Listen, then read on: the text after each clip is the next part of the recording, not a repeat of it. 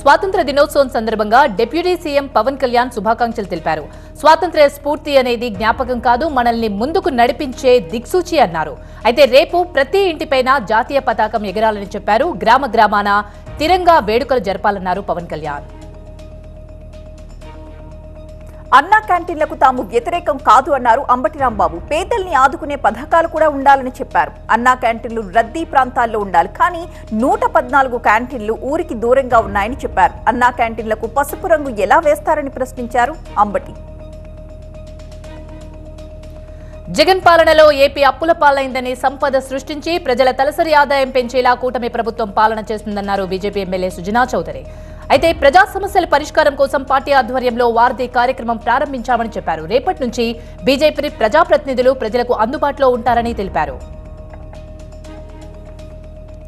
రేపు సీతారామ ప్రాజెక్టు పంపులు సీఎం ప్రారంభిస్తారని చెప్పారు మంత్రి తుమ్మల నాగేశ్వరరావు. సీతారామ ప్రాజెక్టు ద్వారా గోదావరి జలాల్ని సాగు భూములకు అందించడమే తమ లక్ష్యం అన్నారు. జిల్లా అభివృద్ధి, రైతుల సంక్షేమం కోసమే పనిచేశానని స్పష్టం చేశారు. ఐవీఎఫ్ ఒక అధునాతన సంతానోత్పత్తి చికిత్స. అనేక దంపతులకు తల్లిదండ్రులు కావాలనే వారి కలను నెరవేర్చుకోవడానికి సహాయపడుతుంది. హైటెక్ సిటీ ప్రాంత అభివృద్ధిపై చూపిస్తున్న శ్రద్ధ పాతనగర అభివృద్ధిపై చూపించడం లేదన్నారు కేంద్ర మంత్రి కిషన్ రెడ్డి. నగరంలో మౌలిక వసతుల కల్పనకు కలిసికట్టుగా కృషి చేయాలని సూచించారు. పౌరులకు కనీస వసతుల ఏర్పాటు కోసం అధిక నిధులు కేటాయించాలన్నారు కిషన్ రెడ్డి. తెలంగాణలో ప్రాజెక్టుల సేఫ్టీపై రాష్ట్రం ఎప్పటికప్పుడు పర్యవేక్షిస్తోందన్నారు మంత్రి ఉత్తమ్ కుమార్ రెడ్డి. డ్యాంల మెయింటెనెన్స్ కోసం 350 కోట్ల రూపాయలు కేటాయించినట్లుగా చెప్పారు. నాగార్జున సాగర్, జూరాల, సింగూరు, కడెం ప్రాజెక్టుల్లో రిపేర్లు చేశామన్నారు. నాగార్జున సాగర్, శ్రీశైలం విషయంలో ఏపీతో కలిసి ముందుకు వెళతామన్నారు మంత్రి. 10 రోజుల అమెరికా, దక్షిణ కొరియా పర్యటనపై సంతృప్తి వ్యక్తం చేశారు సీఎం రేవంత్ రెడ్డి. అమెరికా పర్యటనలో 31,532 కోట్ల పెట్టుబడులు వస్తాయని, 30,750 కొత్త ఉద్యోగాల కల్పనకు కృషి చేస్తామని చెప్పారు సీఎం. ఫ్యూచర్ స్టేట్ గా తెలంగాణ ఉండబోతోందన్నారు మంత్రి శ్రీధర్ బాబు. మన రాష్ట్ర ఆలోచనల్ని విదేశీ ప్రతినిధులకు చెప్పినట్లుగా చెప్పారు. తెలంగాణలో పెట్టుబడులు పెట్టడానికి అనేక కంపెనీలు ఆసక్తి చూపించాయని తెలిపారు. స్కిల్ వర్సిటీ ఆలోచనను విదేశీ కంపెనీలు అభినందించాయన్నారు మంత్రి శ్రీధర్ బాబు. ఈ నెల 16న ఢిల్లీకి వెళ్లబోతున్నారు ఏపీ సీఎం చంద్రబాబు నాయుడు. అయితే ఈ నెల 17న ప్రధాని మోదీని కలిసే అవకాశం ఉంది. అమరావతి పునర్నిర్మాణం, పోలవరం ప్రాజెక్టు, వెనుకబడిన జిల్లాలకు నిధులు, రుణాలపై ప్రధానితో చర్చించబోతున్నారు. రాష్ట్రంలో బాధ్యతారాహిత్య ప్రభుత్వం ఉందని అన్నారు మాజీ మంత్రి జగదీష్ రెడ్డి. 8 నెలల్లో ఎలాంటి అభివృద్ధి కనపడలేదన్నారు. కేవలం 12,000 కోట్లు రైతు రుణమాఫీ చేశారని ఆరోపించారు. కేటీఆర్ హయాంలోని ఐటీ ప్రాజెక్టులు వచ్చాయని చెప్పారు. ఇప్పుడు శంకుస్థాపనలు చేయడం హాస్యాస్పదంగా ఉందన్నారు జగదీష్ రెడ్డి. జోగి రాజీవ్ను ప్రభుత్వం ఉద్దేశపూర్వకంగా అరెస్టు చేయలేదని స్పష్టం చేశారు ఏపీ మంత్రి పార్థసారథి. అగ్రిగోల్డ్ భూముల వ్యవహారంలో చట్టవిరుద్ధంగా భూములు కొని విక్రయించారని ఆయన ఆరోపించారు. అందుకే వారిపై ఏసీబీ అధికారులు కేసు నమోదు చేశారని చెప్పారు. ఈ వ్యవహారాన్ని జోగి రమేష్ తప్పుదోవ పట్టించే ప్రయత్నం చేస్తున్నారని మండిపడ్డారు మంత్రి. కర్నూలులో టీడీపీ నాయకుడిని దారుణంగా హత్య చేశారని, నిందితుల్ని వదలమన్నారు హోంమంత్రి అనిత. నిందితుల కోసం ప్రత్యేక బృందాలు గాలిస్తున్నాయని చెప్పారు. రాష్ట్రంలో 4 రాజకీయ హత్యలు జరిగాయన్నారు. మృతుల్లో 3 టీడీపీ నాయకులే ఉన్నారని హోంమంత్రి అనిత స్పష్టం చేశారు. కర్నూలు జిల్లా పత్తికొండ ఎమ్మెల్యే కేఈ శ్యాంబాబు అనుచరుడు వాకిటి శ్రీనివాసుల్ని వైసీపీ నేతలే హత్య చేశారన్న మంత్రి నారా లోకేష్ ట్వీట్ పై హోసూరు వైసీపీ నేతలు స్పందించారు. శ్రీనివాసులు హత్యతో తమకు ఎటువంటి సంబంధం లేదని మూకుమ్మడిగా ఖండించారు. పార్టీలు వేరైనా గ్రామంలో తాము అన్నదమ్ముల్లా ఉండేవారమని చెప్పారు. వైసీపీ క్యాడర్ను చూసి చంద్రబాబుకు భయం మొదలైందని, అందుకే ఎమ్మెల్సీ పోటీ నుంచి విరమించుకున్నారని జగన్ అన్నారు. అయితే ఎలమంచిలి ప్రజాప్రతినిధులతో సమావేశమైన జగన్ శ్వేతపత్రాలతో తమపై నిందలు మోపుతున్నారని అన్నారు. తాళ్లపూడి మండలంలో ఎంపీ పురంధేశ్వరి పర్యటించారు. ఇటీవల భారీ వర్షాలకు ముంపుకు గురైన పంట పొలాల్ని పరిశీలించి రైతుల్ని పరామర్శించారని పురంధేశ్వరి తెలిపారు. పంటలు నష్టపోయిన రైతులకు నష్టపరిహారం అందే విధంగా ప్రభుత్వానికి సిఫారసు చేస్తానని చెప్పారు ఆమె.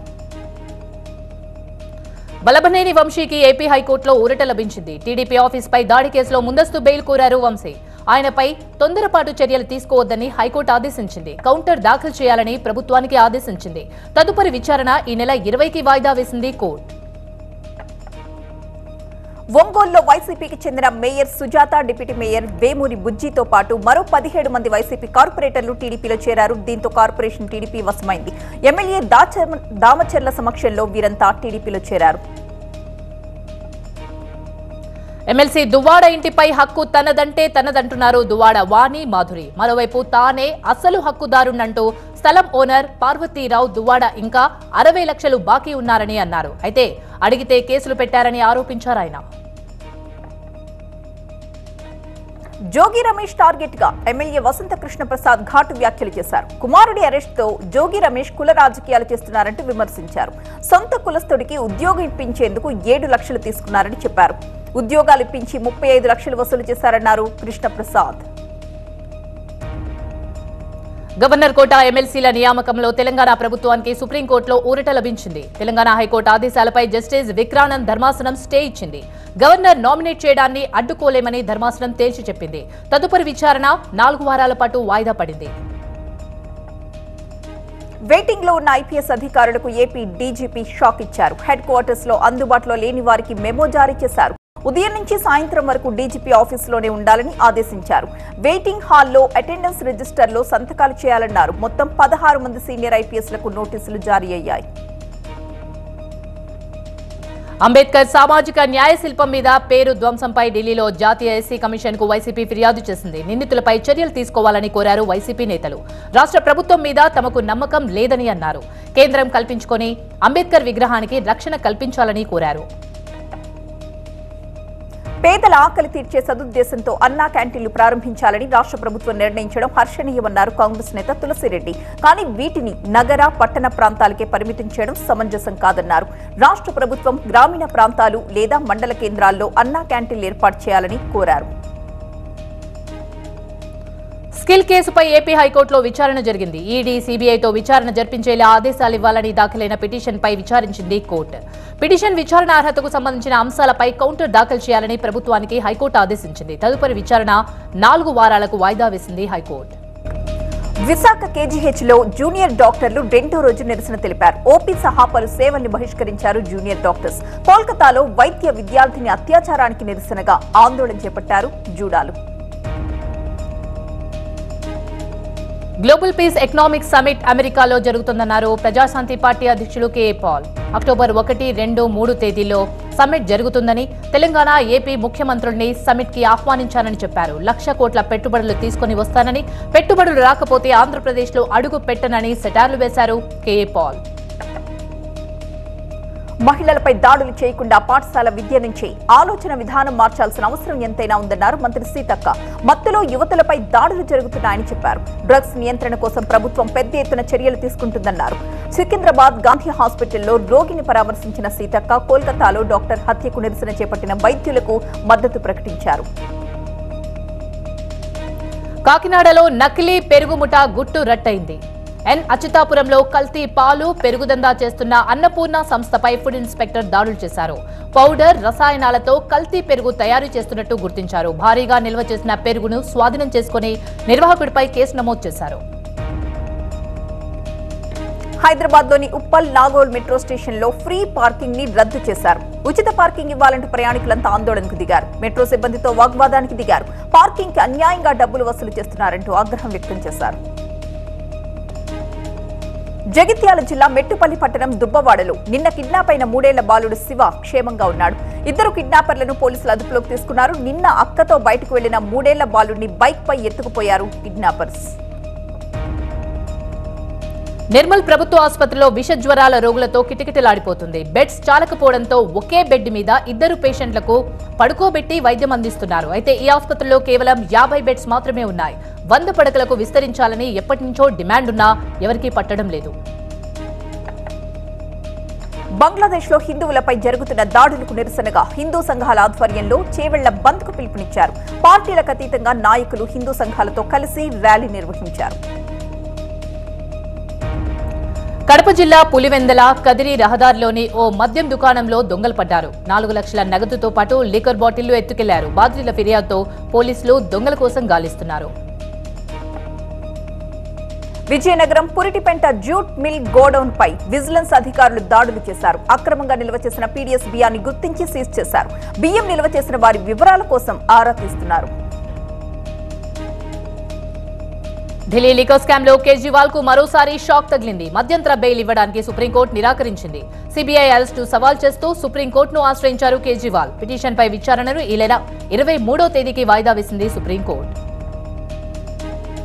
ఇండిపెండెన్స్ డే వేడుకలకు ఢిల్లీ సిద్ధమైంది. 78వ స్వాతంత్ర వేడుకల కోసం ఎర్రకోటను అందంగా ముస్తాబు చేశారు. కోట పరిసరాల్లో భద్రత భారీగా పెంచారు. ప్రధాని మోదీ 10వ ఎర్రకోటలో జాతీయ జెండా ఆవిష్కరణకు సిద్ధమయ్యారు. బంగ్లాదేశ్లోని హిందువుల ఆక్రందనలు భారత్లోని కొన్ని పార్టీలకు వినిపించడం లేదని ఆరోపించారు UP CM Yogi Adityanath. Vote bank రాజకీయాలే ఇందుకు కారణమని చెప్పారు. స్వాతంత్ర ఉద్యమ కాలం నుంచి కాంగ్రెస్ పార్టీ ఇదే వైఖరిని అవలంబిస్తుందని ధ్వజమెత్తారు. వాయనాడ్ విపత్తు కారణంగా బాధితులకు 6,000 రూపాయలు ఇంటి అద్దె సహాయంగా అందిస్తామన్నారు కేరళ సీఎం విజయన్. మృతుల బంధువులకు 6 లక్షల రూపాయలు అందజేస్తామన్నారు. వరదల వల్ల గాయపడ్డ వారికి 50,000 ఆర్థిక సాయాన్ని అందిస్తామన్నారు. సీఎం విపత్తు సహాయ నిధి నుంచి ఈ నిధులు కేటాయిస్తున్నట్లుగా తెలిపారు విజయన్. భారీ వర్షాలతో కొండ చర్యలు విరిగి బీభత్సం సృష్టించిన వాయనాడ్ ప్రాంతాన్ని జాతీయ విపత్తు నివారణ సంస్థ నిపుణుల బృందం పరిశీలించింది. మట్టి నమూనాలను సేకరించి ల్యాబ్కు తరలించింది. రేపు సాయంత్రం వరకు పుంచిర మట్టంలో పర్యటించనుంది బృందం. రాజస్థాన్ లో భారీ వర్షాలు పడుతున్నాయి. రాజధాని జైపూర్ తో పాటు అజ్మీర్, భరత్పూర్, కోటా, బికనీర్, జోధ్పూర్ జిల్లాల్లో వర్షాలు దంచికొడుతున్నాయి. అత్యంత భారీ వర్షాలు కురుస్తాయని రాజస్థాన్ వాతావరణ శాఖ ఇప్పటికే హెచ్చరికలు కూడా ఇచ్చింది. కోల్కతా డాక్టర్ అత్యాచారం హత్య కేసు దర్యాప్తు చేసేందుకు సిబిఐ రంగంలోకి దిగింది. అయితే ప్రత్యేక ఫోరెన్సిక్ నిపుణుల బృందం విచారణ చేపడుతోంది. అయితే తమ డిమాండ్లను నెరవేర్చే వరకు నిరసనలు ఆగవని ఆర్జికర్ హాస్పిటల్ డాక్టర్లు తేల్చి చెప్పారు. ఢిల్లీలోని ఎయిమ్స్ లో 2వ రోజు డాక్టర్ల ఆందోళన కొనసాగుతూనే ఉంది. కోల్కతా లేడీ డాక్టర్ హత్య ఘటనకు నిరసనగా దేశవ్యాప్తంగా వైద్య సేవలు నిలిపేసి సమ్మె బాట పట్టారు డాక్టర్స్. కన్నడ చిత్ర పరిశ్రమ కోసం యాగం చేస్తున్నారు. కోవిడ్ తర్వాత శాండల్వుడ్ లో పలు మరణాలు సంభవించాయని, బాధాకరమైన ఘటనలు జరిగాయని కళాకారులు చెబుతున్నారు. ఈ కష్టాల నుంచి విముక్తి కలిగించాలంటూ ప్రత్యేక పూజలు చేస్తున్నారు. హర్ ఘర్ తిరంగా యాత్రలో భాగంగా తిరంగా సిమ్లాలోని ఆర్మీ ట్రైనింగ్ కమాండ్ సెంటర్లో హర్ ఘర్ తిరంగా బైక్ ర్యాలీ నిర్వహించారు ఆర్మీ అధికారులు. Lieutenant general chief of staff bike ర్యాలీని జెండా ఊపి ప్రారంభించారు. శ్రీలంకలోని ఆర్మీ ట్రైనింగ్ స్కూల్లో 10వ India Sri Lanka joint military exercise నిర్వహిస్తున్నారు. అయితే మిత్రశక్తి పేరుతో నిర్వహిస్తున్న ఈ జాయింట్ మిలిటరీ ఎక్సర్సైజ్ లో ఇండియన్ ఆర్మీ డాగ్ స్క్వాడ్ విభాగం పాల్గొంది. ఢాకాలోని జమునా స్టేట్ గెస్ట్ హౌస్ దగ్గర భద్రత కట్టుదిట్టం చేశారు. బంగ్లాదేశ్ మధ్యంతర ప్రభుత్వ చీఫ్ మొహమ్మద్ యూనస్ నివాసం వెలుపల భారీగా సైనికులు మోహరించారు.